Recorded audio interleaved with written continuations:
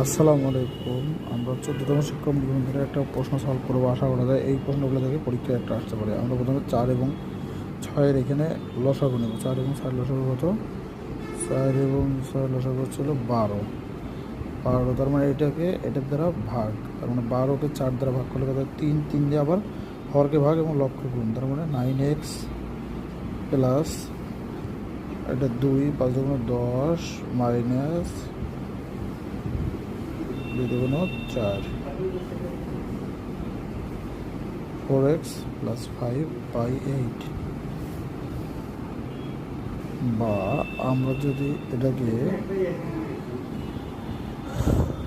করতে পারি, উভয় পক্ষকে ভাগ করতে পারি, যেমন 3 4 12, 4 দুগুণ 8, 4 দ্বারা ভাগ করতে পারি। তারপরে হলো এখানে 10x 9x প্লাস 10x দিলে 19x minus 4 equal 4x plus 5 ভাগ 2। এখন আমরা আর গুণ করে দিব এটার দ্বারা।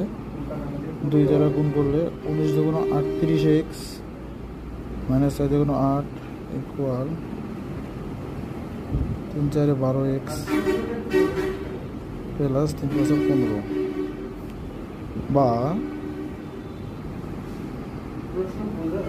38x minus 12x equal 15 plus 8 বা 38 থেকে দিলে 26x বা 15 8 5 13 3 দিলে 23। সুতরাং x ইকুয়াল 23/26 বা কাটি 23/26 অ্যান্সার। আশা করি এইভাবে করলে খুব ভালো লাগবে। যদি ভিডিওটি ভালো লাগে তাহলে আমাকে ফলো দিন। রেগুলার এরকম ভিডিও পেতে গেলে আমাদের সাথে থাকুন।